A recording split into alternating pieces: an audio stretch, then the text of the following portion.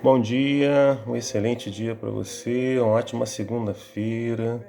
Vamos mais um estudo da lição. Hoje a lição tem o título Enganada pela Serpente. Hoje nós vamos ver quais foram as artimanhas de Satanás para enganar Eva e quais as artimanhas que ele utiliza também para nos enganar, né? Porque ele é o pai da mentira. Então vocês podem meditar em Gênesis capítulo 3, do verso 1 ao 7. Bom, Gênesis capítulo 3 é um exemplo claro de psicologia da tentação. Então Deus, a gente viu ontem que ele tinha advertido nossos primeiros pais, Adão e Eva, para que eles não comessem do fruto da árvore que ficava no meio do jardim, que é a árvore do conhecimento do bem e do mal. Porque se eles comessem desse fruto, certamente eles morreriam. Não é isso? Bom, a gente viu que Satanás ele assumiu a forma de serpente e usou várias retóricas para levar Eva a pecar. A primeira delas, ele generalizou a proibição específica de Deus ao perguntar: é verdade o que Deus disse? Não comam do fruto de nenhuma árvore do jardim. Não, Deus não havia falado isso. Deus havia falado que ela não poderia comer da árvore do conhecimento do bem e do mal que ficava no meio do jardim. Porque se dela ela comesse, certamente ela morreria. Então, você já viu que Satanás está tentando ir para um outro caminho, não é isso? E aí, Eva aí contra-argumentou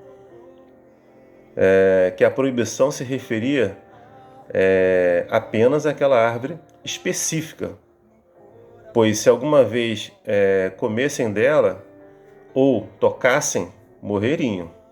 Isso foi o que Eva contra-argumentou com Satanás. E a Satanás contradisse a declaração de Deus, afirmando categoricamente: é certo que vocês não morrerão. Afirmando: é certo que vocês não morrerão. Gênesis 3, capítulo 4. Gênesis 3, versículo 4. E aí, Satanás, por fim, acusou Deus de suprimir deliberadamente de Eva e Adão o conhecimento essencial. Porque ele falou: Deus sabe que no dia que dela comerem, os olhos de vocês se abrirão e vocês também terão conhecimento do bem e do mal. Gênesis capítulo 3, verso 5. Então aguçou a curiosidade de Eva e a levou ao terreno encantado de Satanás, ou seja, essas palavras aguçou a curiosidade de Eva. E ela ficou ali forçada a decidir se permanecia fiel à ordem restritiva de Deus ou se cederia aos apelos sedutores de Satanás. Então ela, na verdade, ao duvidar da palavra de Deus, ela usou seus sentidos próprios, né? Seus sentidos próprios que ela estava vendo ali. Estava vendo Satanás ali comendo fruto, não estava morrendo, e ouvindo o que ele estava falando, né? E nada acontecia com ele. Então isso aí, essa situação aguçou aí os seus sentidos, né? Em virtude dessa situação que ela estava vendo. Então, o método aí empírico de observação pessoal para decidir entre as duas declarações conflitantes estava aí. E aí tem 3 pontos importantes dessas declarações. Ele viu, ou seja, ela viu que a árvore era boa para comer. Esse foi o primeiro ponto, né? Olhando pelo método empírico, né? De observação pessoal para decidir entre as duas declarações, né, conflitantes. E o segundo, ela viu que era agradável aos olhos. Olha só. E o terceiro, a árvore era desejável para dar entendimento. Então ela tinha boas razões aí para dar atenção às palavras da serpente, comer a árvore proibida. Infelizmente foi o que ela fez e trouxe o pecado para o mundo. Hoje nós já nascemos em pecado, não é isso? Então, como diz lá em 1 Tessalonicenses 5:21, que nós temos que reter o que é bom. Isso nós temos que reter. Mas a experiência trágica aí de nossos primeiros pais, Adão e Eva, no jardim do Éden, demonstram que o conhecimento em si pode ser muito prejudicial.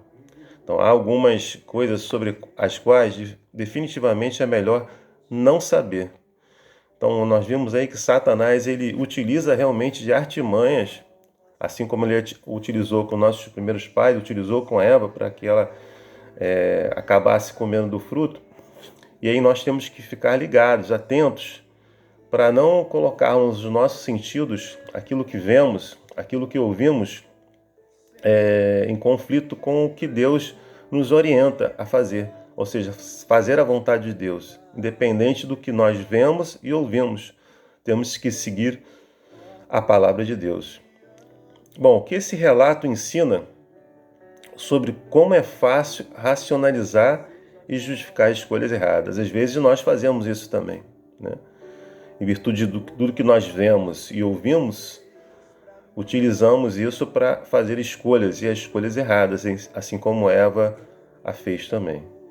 Que o Espírito de Deus faça com que a cada dia, a cada escolha que você tem que fazer, você não olhe para os teus próprios sentidos, o de ouvir e o de ver, mas que você coloque Deus em primeiro lugar na sua vida e não troque os seus sentidos pela vontade de Deus na sua vida, porque com certeza Ele é melhor para você e vai dar o melhor fruto. Que Deus te abençoe, te dê uma ótima segunda-feira, um ótimo dia, uma ótima semana, meu desejo e minha oração. Amém.